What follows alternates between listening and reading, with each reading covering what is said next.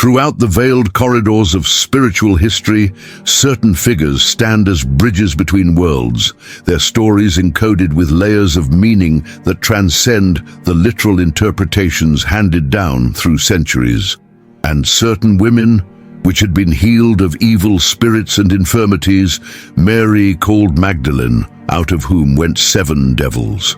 These words from the Gospel of Luke have echoed across 2 millennia, yet their deeper significance remains shrouded in mystery.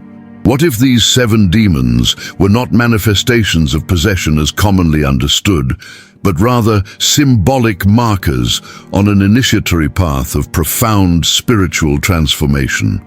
In the fading light of an ancient sanctuary, imagine Mary of Magdala kneeling before the sacred flame, her consciousness expanding beyond the confines of ordinary perception. What she encountered in those moments of transcendence was not evil to be expelled, but wisdom to be integrated.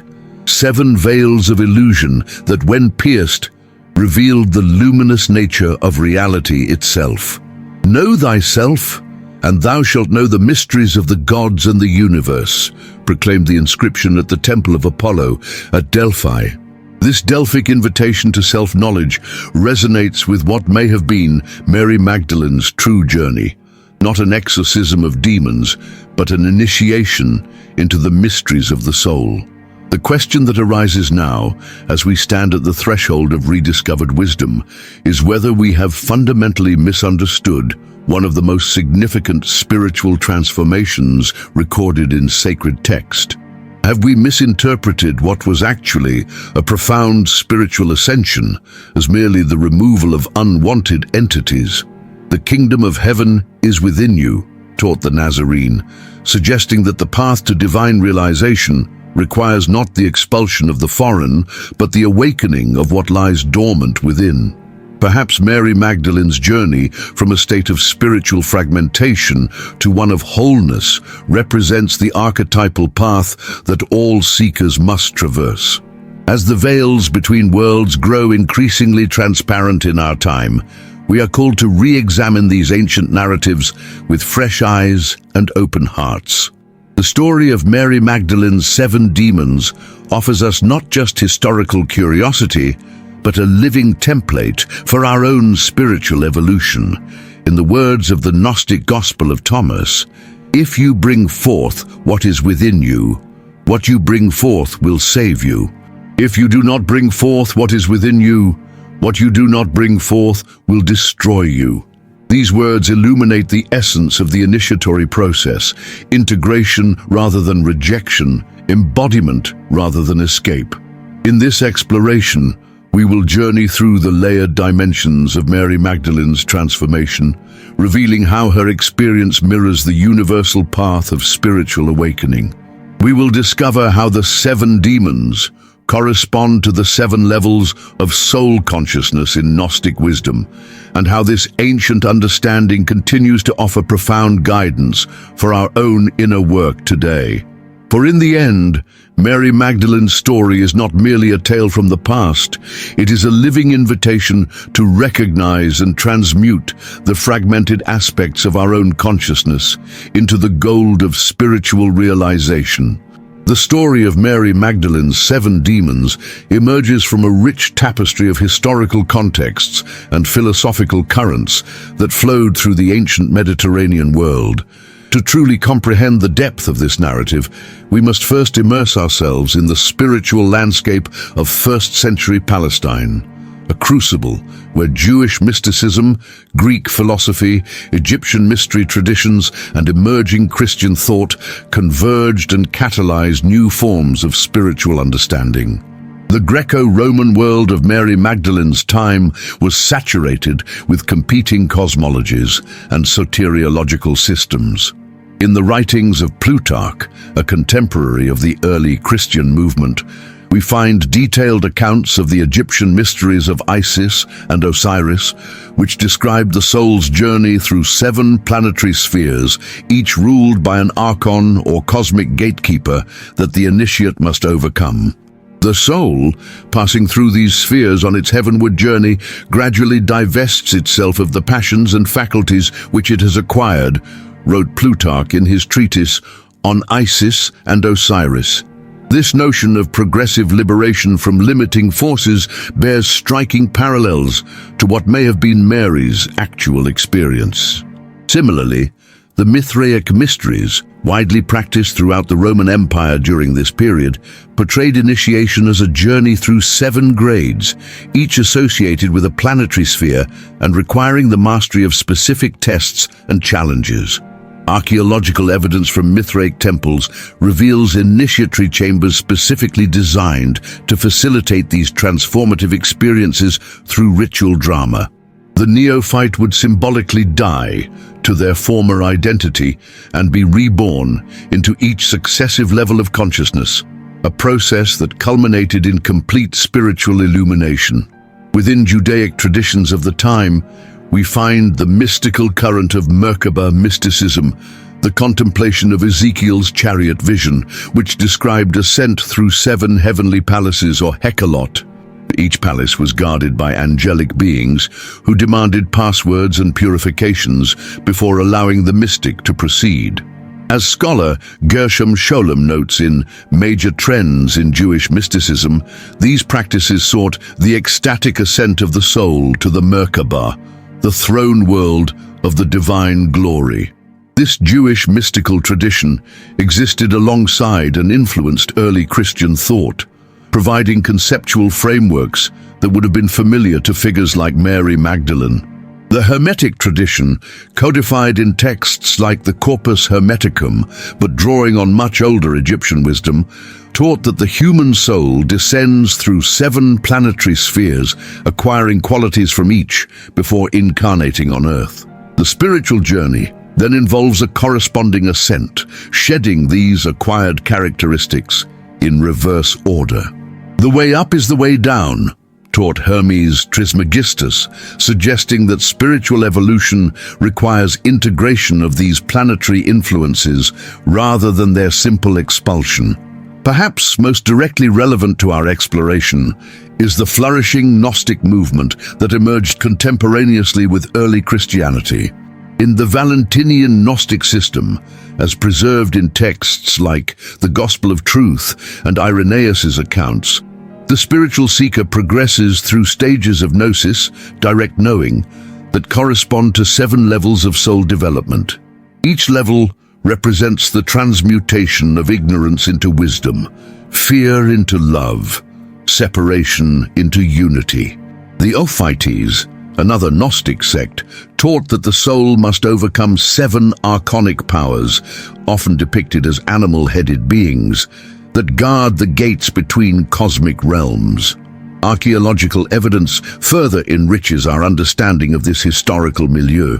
The discovery of the Nag Hammadi Library in 1945 revealed texts like The Hypostasis of the Archons and On the Origin of the World, which elaborate sophisticated cosmologies featuring 7 heavens, each ruled by an archon or cosmic power that the awakening soul must transcend. These texts specifically mention Mary Magdalene as a recipient of secret teachings concerning these cosmological realities. The Greek magical papyri, compilations of spells and rituals from this period, frequently invoke 7 planetary powers and describe techniques for transcending their limiting influences. These were not merely theoretical constructs, but practical spiritual technologies designed to facilitate consciousness expansion. The language of casting out demons in these papyri often refers not to the expulsion of literal entities, but to the transcendence of limiting psychological and spiritual conditions associated with planetary influences. What emerges from this rich contextual tapestry is a recognition that Mary Magdalene existed within a spiritual landscape where the notion of progressive soul development through 7 stages was a common feature across multiple traditions. The language of 7 demons being cast out takes on new significance when viewed through this prismatic lens of ancient mysticism. Rather than indicating a simple exorcism, it suggests a profound initiatory process consistent with the highest spiritual teachings of her time. The linguistic analysis of the original Greek texts further supports this interpretation. The word translated as demons, daimonia, in Luke's account, had a much broader semantic range in first-century usage than our contemporary understanding suggests. As classical scholar Walter Burkert has noted, daimonia could refer to intermediary spirits that connected humans with the divine realm, not necessarily evil entities, but rather limited perspectives or states of consciousness that needed to be transcended rather than simply banished. Historical records also reveal that Mary Magdalene was from Magdala, a prosperous trading town on the Sea of Galilee known for its connection to Greco-Egyptian mystery traditions. Archaeological excavations have uncovered evidence of temples dedicated to Isis in this region, suggesting that Mary may have been exposed to these initiatory traditions before her encounter with the teachings of Jesus. This historical context provides fertile ground for understanding her spiritual transformation not as a simple healing, but as a profound initiation that synthesized multiple wisdom streams of her time. When we place Mary Magdalene's story within this rich historical and philosophical context, we begin to see how her journey represents not an anomalous miracle, but a paradigmatic example of the soul's evolution through 7 distinct stages of consciousness, a journey that was understood and celebrated across multiple spiritual traditions of the ancient world, and one that continues to offer profound guidance for seekers in our own time. The 7 demons of Mary Magdalene, when viewed through the lens of Gnostic wisdom and cross-cultural esoteric teachings, reveal themselves as 7 distinct levels of soul consciousness that must be traversed and integrated on the path to spiritual completion. Each level represents both a limitation to be transcended and a wisdom to be embodied, a dual nature that explains why these forces were characterized as daimonic in the original texts. Let us explore each of these 7 levels in detail, uncovering their psychological, spiritual, and transformative dimensions. Let us begin our exploration of these 7 levels with the most fundamental aspect of consciousness, where the soul identifies completely with physical existence. The Gnostic texts speak of Heil, primordial matter, as both the necessary foundation of embodied experience and a potential prison for consciousness. In the Valentinian system, this first level corresponds to what was called hilic consciousness, a state in which one perceives oneself as merely a physical body subject to material laws and driven by basic survival instincts. The demon, at this level, is not the physical world itself, but rather the exclusive identification with physicality to the exclusion of all other dimensions of being. Archaeological evidence from Gnostic communities suggests that initiates underwent specific rituals designed to induce experiences of consciousness beyond the physical body. The Corpus Hermeticum teaches, "That which is below is like that which is above, and that which is above is like that which is below, to accomplish the miracles of the one thing." This Hermetic principle suggests that matter itself contains the pattern of the cosmos. It is not to be rejected, but rather perceived in its true multidimensional nature. Modern neuroscience has begun to validate this ancient understanding through research on embodied cognition, which demonstrates how our physical body shapes our cognitive processes in ways we rarely recognize. Studies conducted at the University of California have shown how subtle body sensations influence moral judgments and decision-making, often below the threshold of conscious awareness. What the ancients described as material attachment can now be understood as the conditioning effects of embodiment that shape our perception in limiting ways. In psychological terms, this first level corresponds to what Carl Jung called the shadow, the disowned aspects of ourselves that we project onto the external world. Until you make the unconscious conscious, it will direct your life, and you will call it fate, Jung observed, echoing the Gnostic understanding that liberation begins with recognizing how our material nature conditions our perception. For Mary Magdalene, the transcendence of this first level would have involved recognizing that while she existed in a physical body, her essential nature extended far beyond material limitations. This realization forms the foundation for all subsequent levels of initiation. The integration of this level doesn't mean rejecting the physical, but rather embracing it as the necessary vehicle for spiritual evolution, while recognizing that one's identity is not confined to it.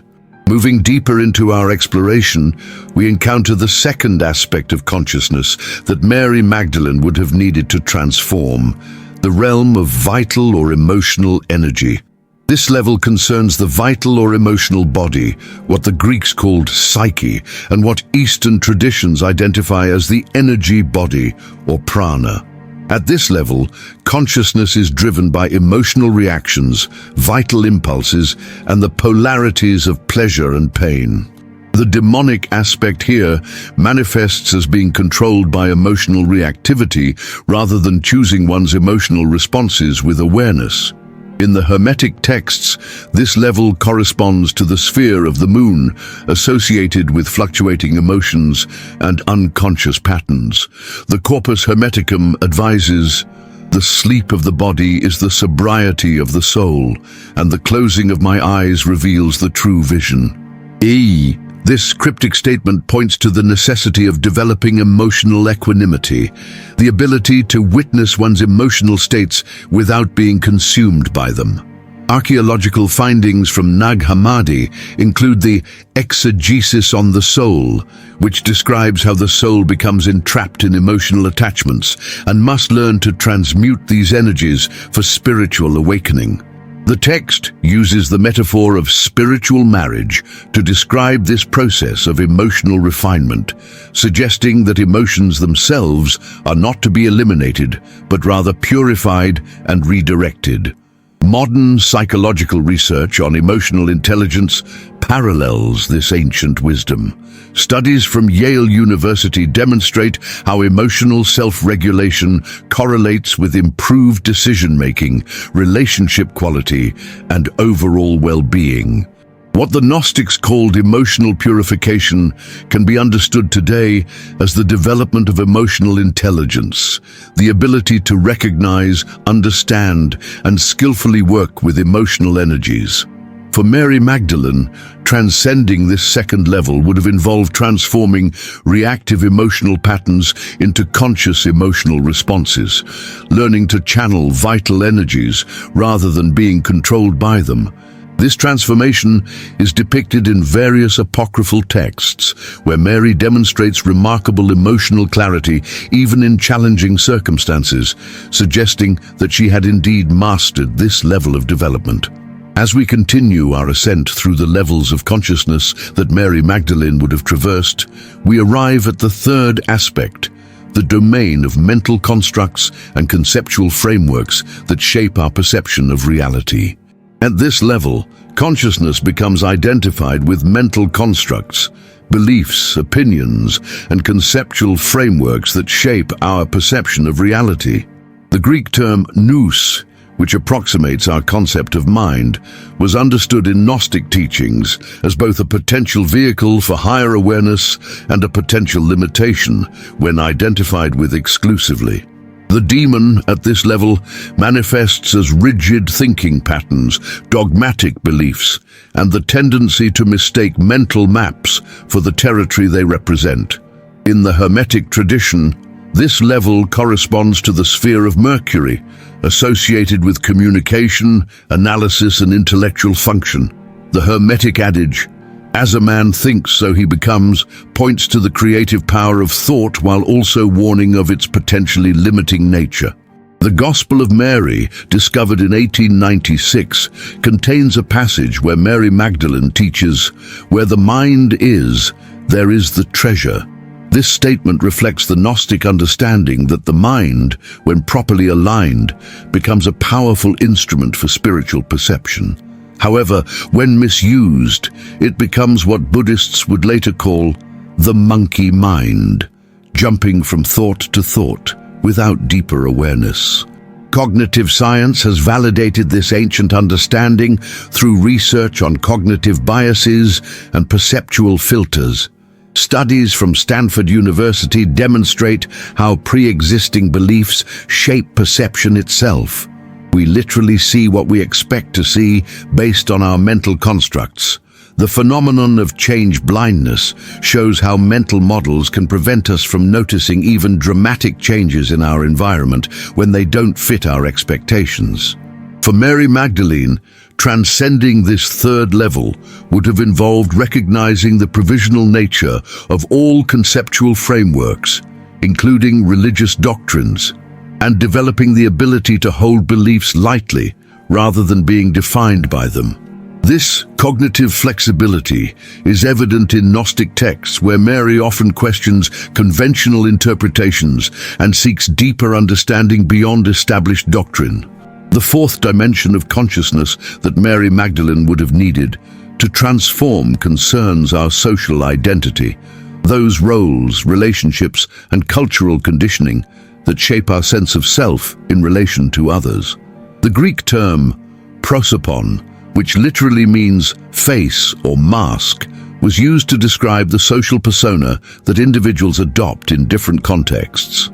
In Gnostic teaching, this level represents both necessary social functioning and a potential trap of false identification.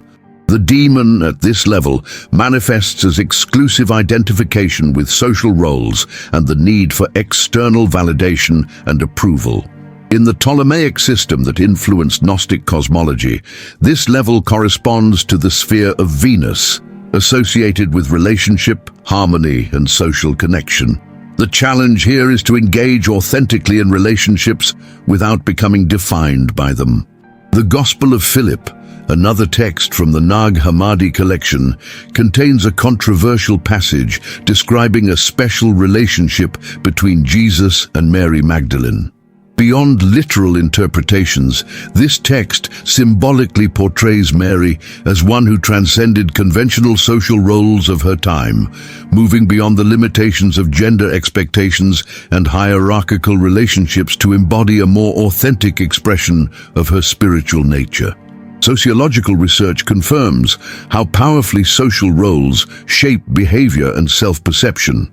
The famous Stanford prison experiment demonstrated how quickly individuals can become identified with assigned roles, losing touch with their deeper values and authentic expression.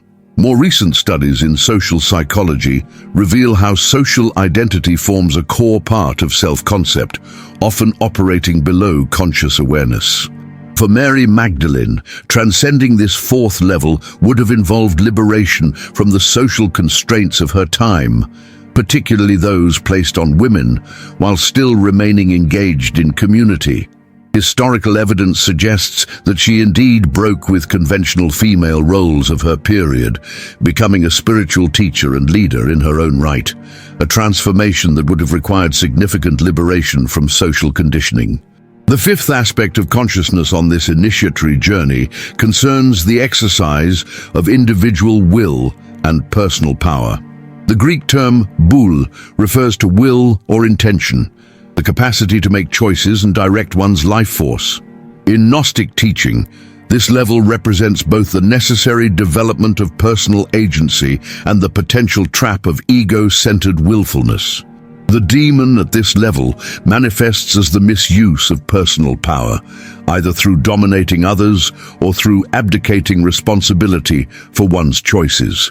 In ancient cosmology, this level corresponds to the sphere of Mars, associated with assertiveness, courage, and the warrior archetype. The challenge here is to develop authentic personal power without falling into patterns of control or victimhood. The Pistis Sophia, a Gnostic text dating from the 3rd–4th century, contains dialogues where Mary Magdalene questions the nature of fate and free will. She asks, How does one who is complete in all the mysteries still have need of the cup of wisdom? This sophisticated philosophical inquiry reveals her as one who had deeply contemplated the nature of will and its relationship to cosmic order. Modern psychological research on autonomy and self-determination confirms the ancient understanding that healthy will development is essential for well-being. Studies from the University of Rochester show that intrinsic motivation, acting from internal values rather than external pressure, correlates with greater life satisfaction and psychological health. What the Gnostics called alignment with divine will can be understood today as integration of personal desires with transpersonal values. For Mary Magdalene, transcending this fifth level would have involved developing courageous self-expression while surrendering ego-centered willfulness. Various texts portray her as both bold in questioning and humble in receiving wisdom, suggesting that she had indeed achieved this delicate balance of assertiveness and receptivity that characterizes mastery of personal will. As we approach the culmination of Mary Magdalene's initiatory journey, we encounter the sixth aspect of consciousness, the realm of wisdom and cosmic vision, the capacity to perceive the underlying patterns and purpose of existence. The Greek term Sophia literally means wisdom, and in Gnostic teaching represents both the highest feminine principle of divine wisdom and the soul's capacity for direct knowing of cosmic truth. The demon at this level manifests as spiritual pride or the misuse of expanded awareness for personal gain. In ancient cosmology, this level corresponds to the sphere of Jupiter, associated with expansion, meaning-making, and philosophical understanding. The challenge here is to develop genuine wisdom without falling into spiritual elitism or using insights to reinforce ego identity. The Secret Book of John, another text from the Nag Hammadi collection, contains a cosmological narrative where Sophia's desire to create without her divine partner leads to cosmic imbalance. A mythological warning about the dangers of wisdom disconnected from love and humility.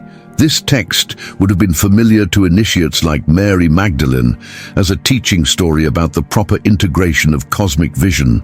Contemporary research on wisdom development in psychology, pioneered by figures like Robert Sternberg, defines wisdom as a balance of knowledge, reflective thinking, and concern for the greater good. Studies suggest that genuine wisdom includes awareness of the limits of one's own knowledge, a hallmark of true understanding versus mere information gathering. For Mary Magdalene, transcending this sixth level would have involved developing expanded cosmic awareness while maintaining deep humility and compassion. In various texts, she is portrayed as one who received profound revelations, yet remained in service to humanity rather than setting herself apart, suggesting mastery of this challenging level of spiritual development. We arrive now at the seventh and final aspect of consciousness on Mary Magdalene's initiatory journey, the realm of complete spiritual integration and divine union. The Greek term pneuma refers to spirit or breath, the most subtle and pervasive aspect of consciousness that transcends yet includes all previous levels. In Gnostic teaching, this level represents the culmination of the soul's journey, complete remembrance of its divine nature. The demon at this level manifests as the final subtle separation between individual consciousness and universal being, the last veil of duality that must be dissolved for complete realization. In ancient cosmology, this level corresponds to the sphere of Saturn, associated with culmination, mastery, and the transcendence of time itself. The challenge here is to fully surrender separate identity while still maintaining embodied functionality in the world. The Gospel of Thomas contains the saying attributed to Jesus, "When you make the two one, and when you make the inner as the outer, and the outer as the inner, then shall you enter the kingdom." This cryptic statement points to the non-dual awareness that characterizes this seventh level, the integration of all apparent opposites in consciousness. Modern transpersonal psychology, through the work of researchers like Ken Wilber and Stanislav Grof, has mapped states of consciousness that correspond to this ancient understanding of non-dual awareness. Research on long-term meditators shows distinctive neurological patterns associated with states of unity consciousness, suggesting that what mystics have described for millennia has measurable correlates in brain function. For Mary Magdalene, the integration of this seventh level would represent complete spiritual awakening, the state where she would be recognized as Apostle to the Apostles, a title given to her in early Christian traditions. The Pistis Sophia describes Mary as one who spoke as one in union with the Spirit, suggesting that she had indeed achieved this highest level of consciousness integration.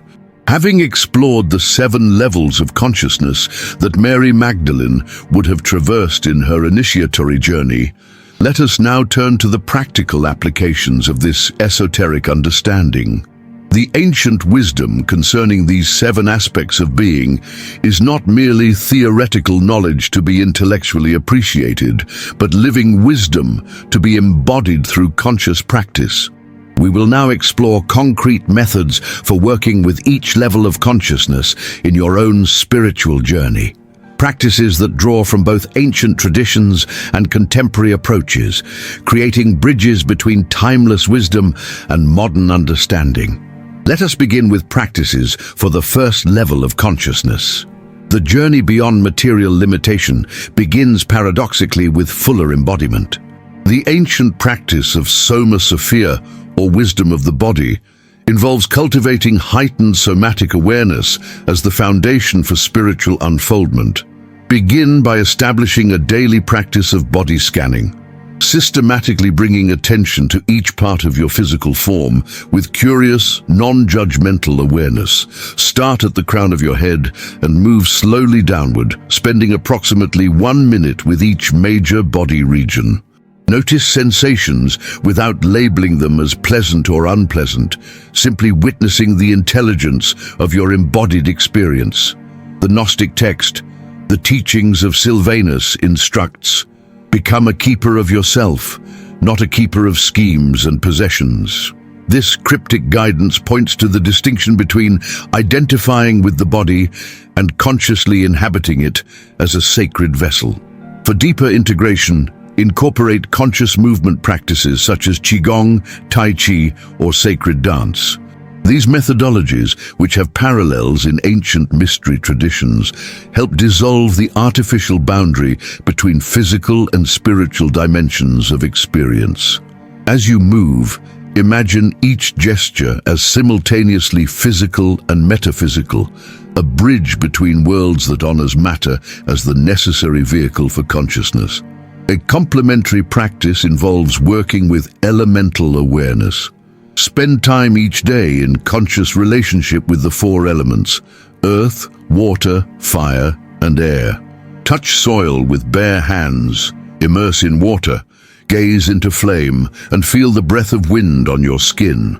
These simple yet profound connections help transmute unconscious material attachment into conscious material reverence, a crucial distinction in Gnostic understanding. For the second level of consciousness, we turn to practices of emotional alchemy, the systematic transformation of reactive emotional patterns into conscious emotional intelligence. Begin with the practice of emotional tracking, maintaining a daily journal where you record emotional states without judgment or analysis, simply witnessing their arising and passing. As this practice deepens, introduce the alchemical principle of separation, learning to distinguish between the emotion itself and your identification with it. When a strong emotion arises, practice saying internally, "I notice anger, fear, sadness arising," rather than "I am angry, afraid, sad." This subtle linguistic shift reflects a profound shift in consciousness that initiates the process of emotional transmutation. The Valentinian Gnostics taught a specific practice called the coupling of angels, which involved visualizing emotional energies as specific colors or qualities of light, then working with breath and visualization to transform these energies into their higher octaves. For example, anger energy, often visualized as red, could be transmuted into passionate commitment to truth. Fear energy, often visualized as cloudy gray, could be transformed into clarity and discernment. For contemporary application, develop a personal lexicon of emotional subtlety, learning to distinguish between similar yet distinct emotional states. Can you differentiate between disappointment, discouragement, and despair, between contentment, joy, and ecstasy? This refined emotional vocabulary builds the foundation for greater emotional intelligence and sovereignty, keys to mastering this level of development. To work with the third level of consciousness, we explore practices designed to transcend the limitations of rigid mental constructs and create cognitive flexibility and expanded awareness. Begin with the contemplation of paradox, intentionally holding apparently contradictory concepts simultaneously in awareness without trying to resolve the tension. Select paradoxical statements from wisdom traditions such as form is emptiness, emptiness is form, Buddhism, or to attain knowledge, add things every day. To attain wisdom, remove things every day, Tao Te Ching. Spend 10-15 minutes in meditation, holding the paradox as an object of contemplation without trying to resolve it intellectually. This practice gradually loosens rigid thought patterns and develops the capacity for non-binary thinking, a hallmark of higher consciousness. The Gospel of Philip instructs, light and darkness, life and death, right and left, are brothers of one another. They are inseparable. Indeed, this teaching points to the transcendence of dualistic thinking that characterizes mental liberation. Another powerful practice involves questioning fundamental assumptions about reality, what Buddhist traditions call the inquiry into emptiness. Select a concept you take for granted, such as time, space, causality, or even your own identity, and systematically question its solidity and independence. Ask repeatedly, what is this really, and how do I know this is true, without settling for facile answers. For contemporary application, develop the practice of cognitive reframing, intentionally shifting perspectives on challenging situations. When facing difficulty, discipline yourself to generate at least 5 different interpretations or viewpoints on the situation. This builds mental flexibility and prevents identification with any single mental construct or narrative, a key aspect of mastering this level. For the fourth level of consciousness, we turn to practices that transform social identity from limitation to authentic expression. Mystery traditions employed practices of masks and mirrors, consciously working with social roles while maintaining awareness of one's deeper nature. Begin with the practice of role inventory, creating a comprehensive list of all social roles you currently embody, parent, professional, friend, community member, etc., and reflecting on how each shapes your behavior and self-perception. For each major role, identify both the authentic expressions and the inauthentic accommodations you make within that role. The Gnostic understanding suggests that social roles themselves are not problematic, only unconscious identification with them limits spiritual development. The Gospel of Thomas advises, when you disrobe without being ashamed, and take up your garments and place them under your feet like little children and tread on them, then will you see the Son of the Living One, and you will not be afraid. This enigmatic instruction points to the freedom that comes from recognizing all social identities as garments to be worn lightly rather than defining limitations. A complementary practice involves authentic communication circles, regular gatherings with trusted others where you practice speaking from essence rather than social conditioning. Establish agreements that support truth-telling without judgment, and practice completing statements like, beyond my social roles, I am, and what I truly value is, And the mask I most often wear is, this collective practice helps dissolve the unconscious social agreements that maintain limited identity. For deeper integration, develop a daily practice of essence reminder, a brief contemplation where you connect with your core nature beyond all social definitions. This might involve working with the question, who am I when all roles are stripped away, or simply resting in open awareness while releasing all self-definitions. This practice creates a stable reference point of authentic being that can be maintained even while engaging various social roles. Working with the fifth level of consciousness involves practices that transform personal will from ego-centered striving to aligned empowerment. Mystery traditions employed practices of harmonizing individual and cosmic will. Begin with the practice of intention clarity, a daily contemplation where you distinguish between ego-driven desires and soul-aligned purposes. For each major life goal or project, ask, does this serve only me, or does it serve a larger purpose? And would I pursue this, even if no one ever knew I accomplished it? The Pistis Sophia contains the teaching.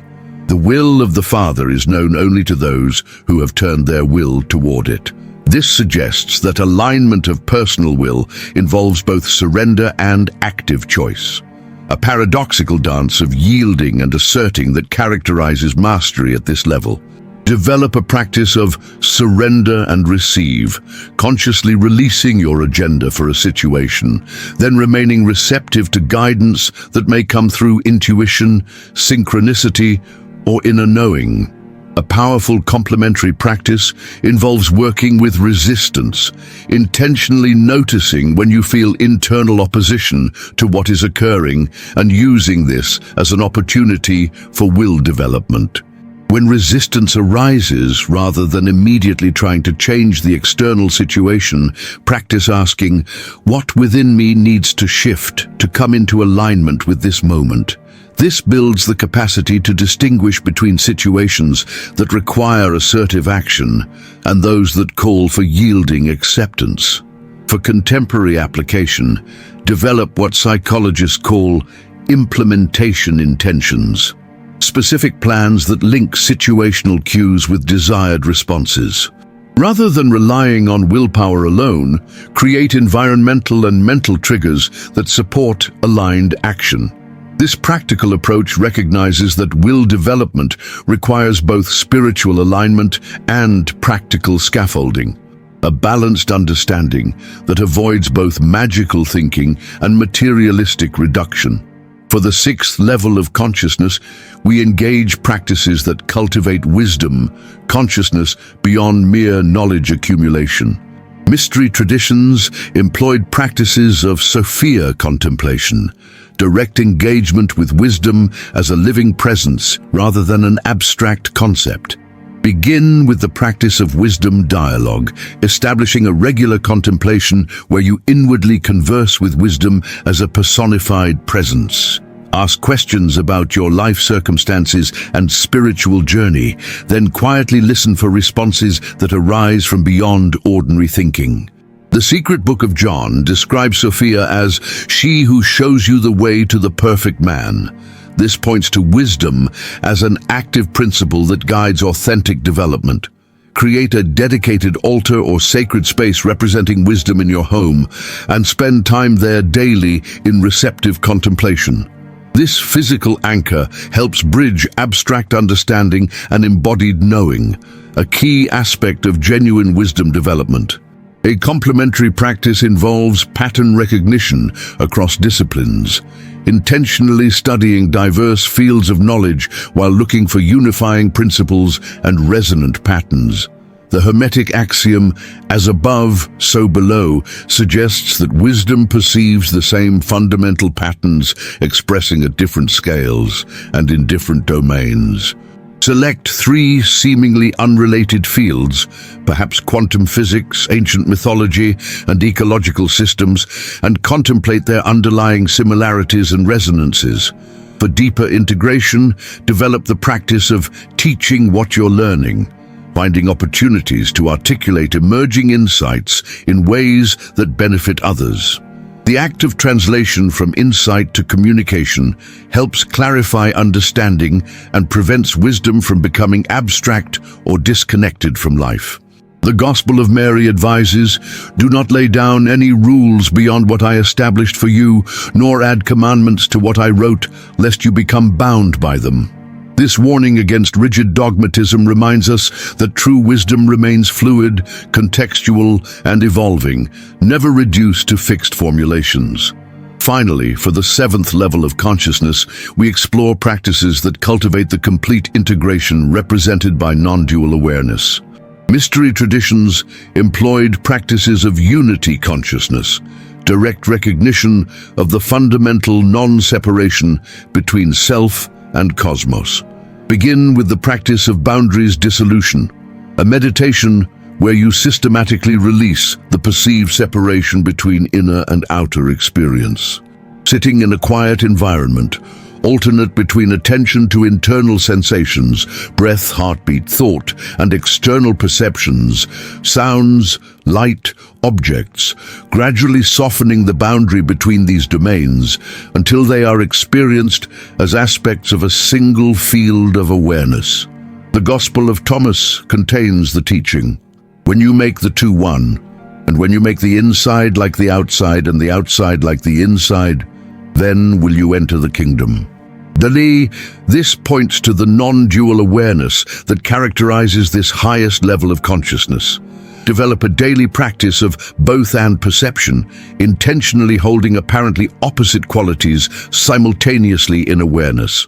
Examples include experiencing yourself as both finite and infinite, both individual and universal, both form and emptiness.